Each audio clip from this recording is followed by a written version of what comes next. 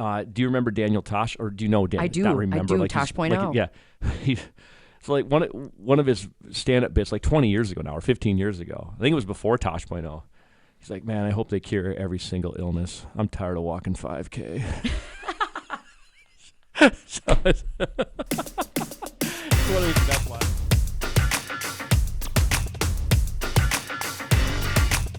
Welcome to the More Than Just Dumbbells podcast. Her name's Kitty Truax. His name, Jason Lindsay. Still getting used to this. The camera, the on film. Camera 1, camera 2. Yeah, camera 1, camera 2. Are you paying more attention to how you look? Definitely not. No? I can't even see myself. I was going to say, but I just wanted to, I'm kidding. You told me to dress up. I think you are. You seem like there might be a little bit more. Maybe I put some blush on. There you go. Thanks. Yeah. Should I put some eyeliner on? You make me Should I blush. go Billy Joe Armstrong on it in a little bit? That would be rad, Green Day. Yeah, I'll do that. Do it. How you doing today, Kitty? I'm kicking butt. Yeah? Yep. Are you excited for the topic? This, that, and the other thing? Yes. Yeah. All of the above. What's the topic today? How do you get yourself ready for a 5K? Do you think the people watching and or listening, do you think that they're interested in this topic? I would say yes. Okay. 5K. I mean, whether you're doing it for charity, whether you're doing a couch to 5K, it's a pretty cool way to compete against yourself. So before the podcast started, we were talking off air, as they say in the biz. Correct. About Pete Davidson and Kim Kardashian. Correct. He's a comedian. Yes. Do you remember Daniel Tosh, or do you know Daniel? I do. Not remember. I do. Like Tosh.0. Yeah. It's like one of his stand-up bits, like 20 years ago now, or 15 years ago. I think it was before Tosh.0. He's like, man, I hope they cure every single illness. I'm tired of walking 5K. So it's one of his best lines, right? I'll give it to him. So I'm not a huge fan of Tosh, but the segue to that is, there's a whole lot of like fun runs, 100%. fun walk, Yes. for the cure, for this, for that, the other thing, right? Yes. And so I guess where I'm going with this is, what percentage of people do you think listening have done a 5K, whether they walked or ran? I'm gonna put it pretty high. You think so? 45% maybe. Okay. All right. But not quite half. So Not quite half. Do you think that there's people, because the reason we're doing this podcast, correct me if I'm wrong, and I'm often I wrong. sure will correct you. Is that we believe that there's people out there that might be just kind of thinking about it, but what holds them back is, what am I getting into? Yes. I don't know what to expect. There's a lot of apprehension and nerves. Is that fair? I would say that, yes. Okay. Before my first 5K, I was like, whoa. Okay, well then we'll start with that. We'll okay. go to that in a second. So then we're on the right path. Our goal, our intention is to have listeners go, okay, not so bad. Here's Kitty and Jason helped me think that this is, if as long as I do this, and this, I won't be so nervous or apprehensive, and Right, it'll be a more fun time. For sure. I would hope that it would be a fun time, especially if you're doing it for charity. I started running for Susan G. Komen and The Cure. That's where I did my first 5K with the bouncy boot things. We got like 50 of us to bounce. So it was awesome. How old were you? I was 27. So 8 years ago, roughly. Yes. Thanks. You Thanks did. for telling them my age. JK, LOL. First oh of my all, God, Jason. if we expect our listeners to listen to every one of our podcasts, and it won't take them long for you to, there's where you admit how old you are. 35. Yeah, 35, almost 36. Almost. So we're the same age. Just kidding. So anyway, so here's the thing. You were 27 years old and you did a 5K, but not only did a 5K, but you did it in those bouncy things. Sure did. But have you ever done one just running? No, I don't run. Okay. Do you run? Well, yeah. Okay, great. Okay. I bounce though, because my ankles roll really badly. So I needed something that Okay. Well, listen. made me safe. Nothing wrong with getting around 3 point. Let's start with that. 3.1. I don't want to assume that everybody knows what 5K is, but I also don't want to insult people's intelligence. But I'm guessing there's some people who don't know. It's 3.1 miles. That's not that far. Compare that to a marathon of 26.2 miles. That takes all day. I couldn't even think about that. So, I mean, more power to them. So you did the bouncy thing. Is that fair to say that's quicker? It's quicker, but it's also, I'm working harder. So instead of doing 3 miles, my body reacted as if I ran 6. Because you're working double. Okay. So let me back up though. Sure. We want to help people that are going to run or Right. walk a 5K, not get on your kangaroo shoes. Which Hey. I'm not knocking the kangaroo shoes, but that's another step. You got to go buy those and do that. So why? So no running. So nothing you interested in. You have. What's the reason? I enjoy running. I enjoy the euphoric feeling of it. Yeah. But I also, as a job as a fitness instructor, trainer, I didn't want to injure myself. And I know a lot of people that start running think that they have to be so fast. They have to, reach this certain pinnacle of what they see other people doing. And a lot of people get injured. So I kind of wanted to speak about, how do you prepare for a 5K to cut down or completely not injure yourself during it? It's a good question. And that's also including eating, rest, recovery, all of that stuff. So how about we do this? How about we talk about getting ready for a 5K? You've decided to do it, like the training. Sure. And then we'll talk about what you can expect that day. Oh, I love that. All right. Maybe some tips and tricks, what to eat beforehand, afterwards, all that, whatever. All that cool. in a bag of chips. Well, don't eat the bag of chips until after. They'll give you chips after. Trust me. They definitely do. Yeah. Usually potato chips and a banana. That's what I remember. And beer. And well, ooh. How long do you think, if I was going from the couch to 5K, which is a very well-known thing, how long would you give me, or how long do you think I need to train to be efficient in that 5K? Efficient to finish to finish it running? Sure. Let's do running. Okay. To finish it without walking 1 minute, just running the run whole straight through. time. Boom shakalaka. And you're not a runner at this point, but you're moderate weight. There you go. Okay. Is that what you're? Sure. Is that what we're painting this picture? Just an average. Yes. Average weight, but would you call yourself sedentary? I would say moderately active. Okay. Moderately active, moderate weight, not overweight, but not a runner. Yes. 90 days. 90 days. 3 months. Yeah. Okay.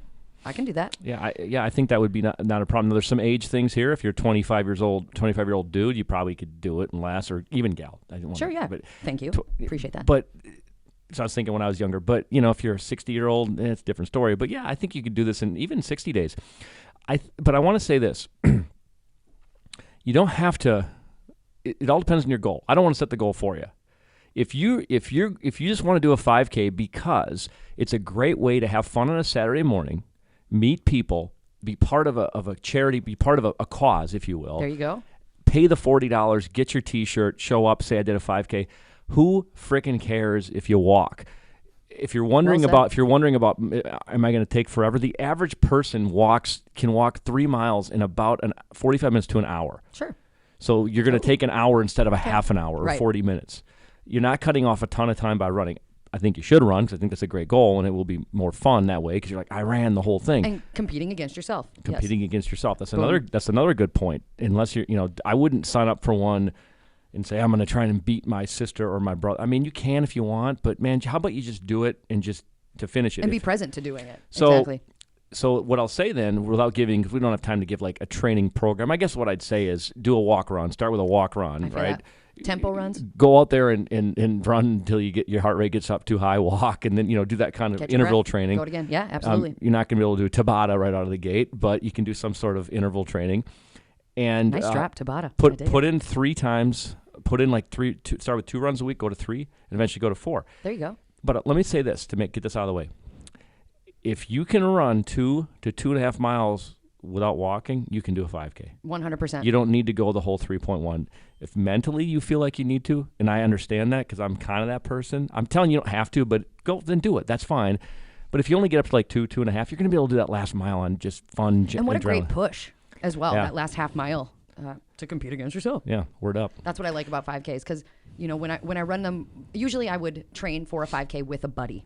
I wanted to say that's a great tip. Sure. To have a buddy do it with you because you're not necessarily competing against one another. It's not like, I'm going to leave you in the dust, whatever that looks like, but you're doing it together, accomplishing it together. I've done that before. Make sure it's a reliable buddy. Yeah. Touche. How about cross training or strength training? Do you think that would be a good thing to add into a routine of getting ready for a 5K? 100%. Good. Yeah. I mean, with your power blocks. Do you need to run a 5K? No, but if you're asking the fitness folks that we are right now talking about total body fitness and wellness, you should lift some weights. It'll make you a better runner. For sure. But again, this is about that first 5K. Say, all right, I'm going to find when 90 days out, I'm going to do a walk run. I'm going to start with 2 days a week. I'm going to build up to 3 or 4 days a week. If I can get 2.5 without walking, 2.5 miles, I'm ready for that 5K. That's as simple as that. Sure. Pretty simple. Yeah.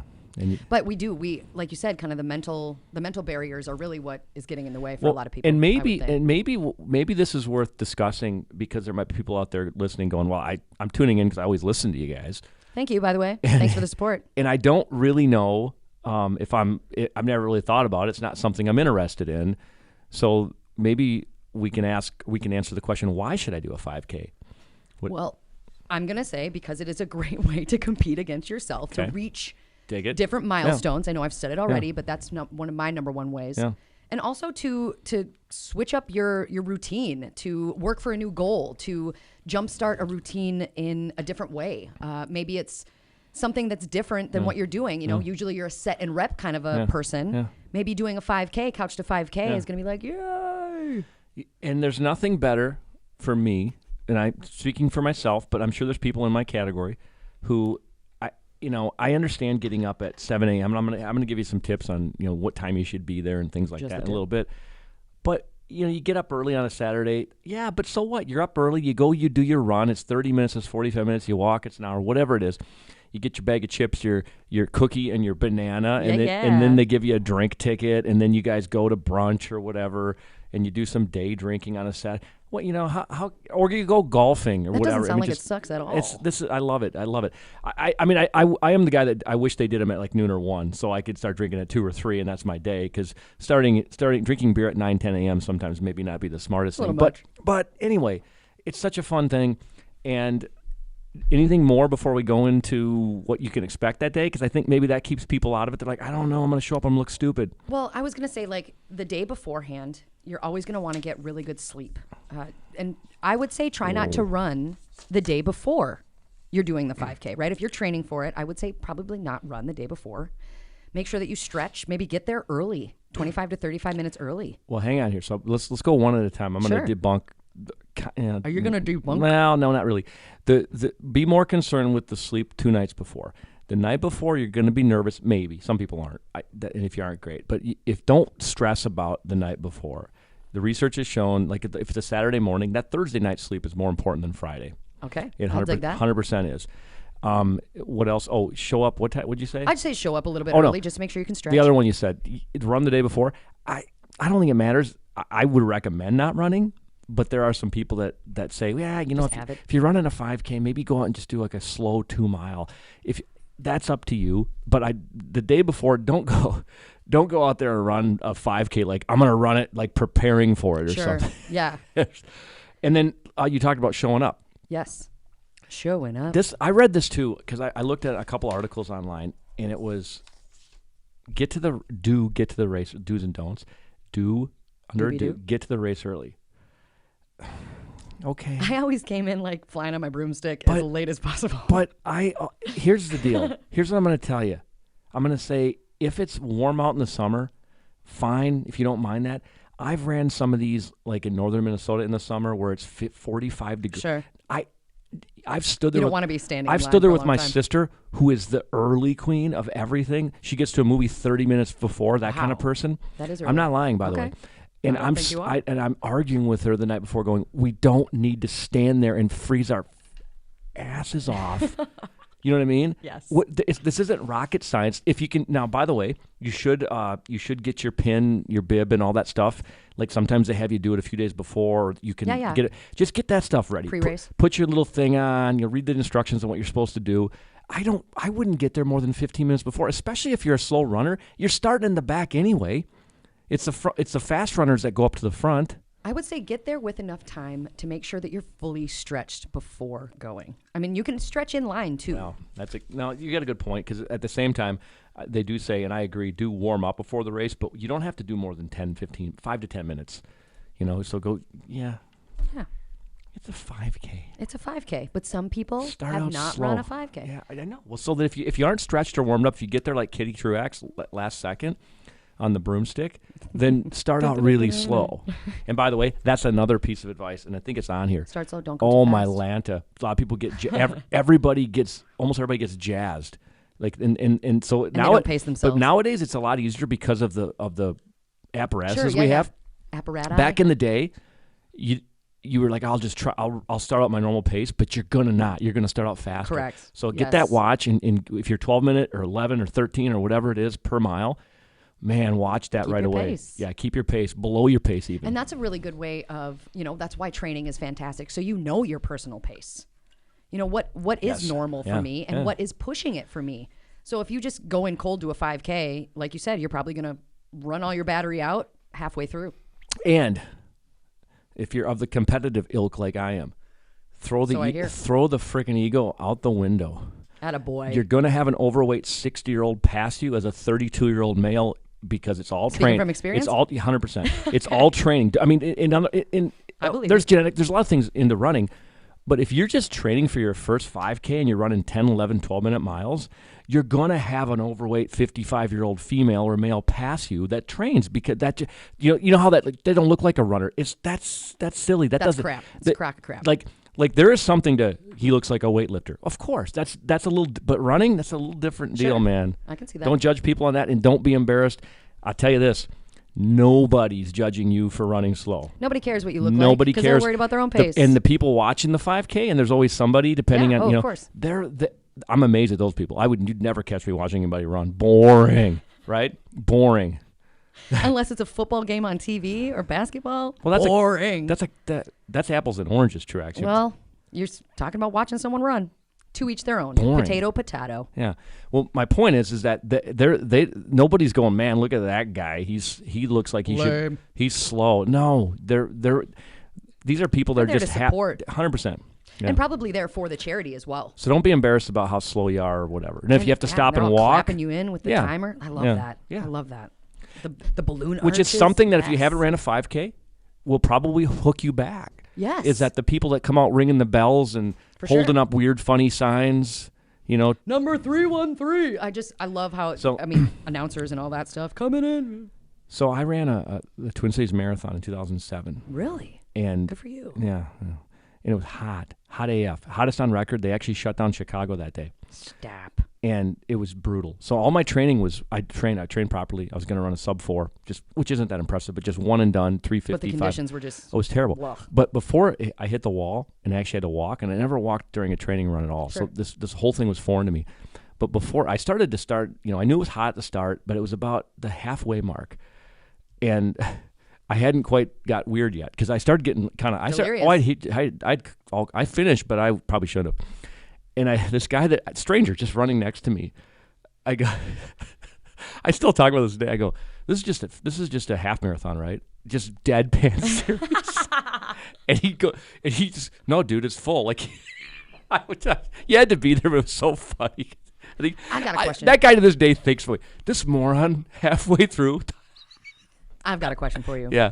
Now, do you listen to music as you run? No. No? But, well, yeah, see, now I got disqualified that year. Why? Oh, man. This is a tangent. So 2007 was the peak of people having really easy access to those the Apple Shuffle. Yes. Remember the iPod Shuffle? I do. Yes. And they were really cracking down the United States Track Association is in like charge of these, whatever organization is, and they're like, it's a safety issue. You can't run with people that get paid to have a job to be dicks. This is just how this works in America, at least. Well, we got to decide what they can and cannot do. And I had won an Apple or an iPod Shuffle at like a corporate event, a company I worked for. Yeah. I trained without music the whole summer. It's October when the races, and I got the thing a week or two before. I loaded it up, and I'm like, how exciting! I'm running with this. Yeah. Right. And you couldn't. And I knew I couldn't, but people that I was running with were like, who cares? No, guess who they made an example of? No. Check this out. Not only did I got disqualified. I technically, there's no record of me running this marathon. I got disqualified. And yeah, I wasn't the only one. Every day I'm shuffling. And the picture, they take all these pictures and they try and sell it to make money. Sure, yeah. No way, you're in the picture. No. Oh, okay. Everybody can see that. You go online and you see your picture because you get according to your bib. Got it.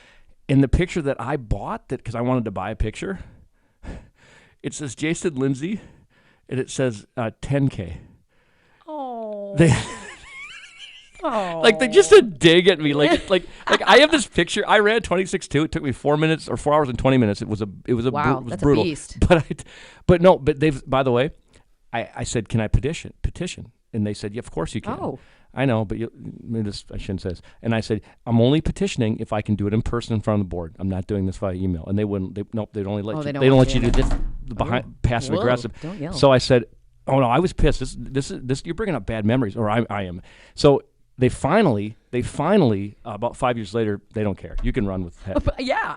So I was the girl. Listen to this. So Well, you act like you know this, but you haven't ran one. I'm saying in any run, 5K, music, whatever. Yeah.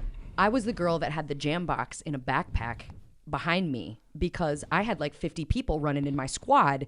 We'd all run together, and then you run into the beat, and people are just like, well, I mean, what a great positive. But they probably allowed that. Yes, they did. No, but like even before 2007. Really? They don't want things in your ear. That makes sense. They don't. They my comeback was always, what about hearing impaired people? I always felt bad. I'm like, I'm gonna rock music while you're running. Hope you don't mind. But it was fun. One other thing, and then we'll move on because we're probably getting late in time. Well, there's one other thing about this which is hilarious. I would not have wore those headphones. I'd never done Twin Cities Marathon. I'd done some 5Ks and 10Ks, right? Sure. But it is such a spectator sport for that day. How many people come out of their homes, and you have very, very few spots where there's not somebody cheering you on and playing music. I was taking them out all the time to thank people for cheering. I felt like Kitty Truax. I mean, I really appreciate what they were doing, and they're playing music, and I was like, why did I wear this? Sure. And then I get disqualified. Yeah. That makes sense. Oh, lame. That's a lame yeah. sequence of events. Yeah, I ran it. Who cares? Just a couple more things. Don't pull a Michael Scott. You ever seen the Office where he's carb loading? Yeah, don't carb load. Don't do that. Don't do that. Pull a Michael Scott. I just want to throw that down. But you should eat breakfast that morning. A light breakfast of high energy, easily digestible. Bananas, peanut butter, cottage cheese. Yeah, that'll work. Whey protein shakes. And then afterwards, you also want to chocolate milk, whey protein shake, something along those lines. Chips, cookie, whatever they give you, right? IPA. IPA. Okay. To each their own. How about shoes? I would run the shoes. I wouldn't go barefoot. Well, no. Waka waka. Are you asking what kind of shoes? Yeah, I mean, do you have a chosen shoe? Obviously, it's person by person. Okay. I know this is the marathon and not a 5K, but I don't care what kind of shoe you wear. Yeah. But whatever shoe you wear that day, this is a shoe you've wore the last 3 weeks to 4 weeks. Yes. I switched the week. Yeah, I had blisters. It's stupid. Oh, no. I'm an idiot. Do you have a certain brand of shoe that you like? I wasn't going to ask about a brand of shoe, but I did want to bring up, and I'm so glad you did bring that up, that you should not reward yourself after training with a new pair of shoes to run the race in. Do them in the shoes. Also the clothes. Like if you're going to have a specific outfit that you're wearing, make sure that you run in it beforehand because no one likes running a 5K with a wedgie. No, good point. Yeah, yes. In a 5K, you're not going to have to worry about chafing and things like that. But yes, running something that you've practiced in, I love that. But speaking of that, depending on the temperature, and even in the summer in Minnesota, but there's 5Ks all year round. Sure. I never got into the race bag and all that stuff. Like I just showed up gonna wear what I wore, which is probably another reason I showed up like pretty close to or try to sit in my car and then wait. But one thing that really works well that people sometimes don't think about for your hands, because that's extremities, right? Yes. Is old socks clean, Oh, that and makes just sense. just ditch them. People and the races are okay with that. They'll clean that stuff up. They'll recycle it or whatever. That's a great idea. When your hands are warm, just throw those old socks down. Start with those. Yeah, as mittens. Huh. I dig that. Yeah. Another thing I want to call about is hydration. Instead of just drinking before and after the race, make sure that you're drinking previous to it and all day. All day long, Donkey Kong. So, all right. I would recommend. Okay. Just saying. Here's the deal. The day before, make sure you drink a lot of water. The day before that, even a couple days leading up. That morning, I would have a glass of water. It's a 5K. Unless it's above 70 degrees, I think you're okay if you don't go crazy. I just don't. And because here's what's going to happen. You're going to have to pee. And the goal on a 5K, if you're running it and you're running it in 30 to 40 minutes, is not to stop to pee. Now, again, I know I said at the beginning it's your first 5K. That's why you get there early. Don't worry so about it. It's not. You're not caring about your time. But I'm just saying, if you want to do the best you can and you not stop, because peeing is probably 2 minutes wasted. So I guess I'm being a little bit ambiguous. I wouldn't. You don't need to stop at at the stop. Stop at one water, because we're probably going to have 2 water stops on a 5K. Probably. Yeah, you can do maybe one. 3, 1 per mile, maybe. This is my way of saying on a 5K, I wouldn't be too concerned about. Hydration. Once the gun goes off, oh my God, I got to be. It's too late. Just run the thing. Just run it. Yeah. Okay. 10K in the heat, maybe a different story. All right, I dig it. Belly breathing. Have you heard about that before? I just wanted to bring that up. I have not. I know about belly dancing. Never belly seen breathing. A lot of people just breathe into their lungs, into their diaphragm.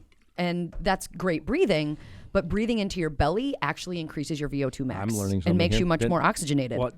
Never heard this. How do I do Think this? about if you were to lay down on the ground, you breathe and try to put the air into your belly rather than into your lungs.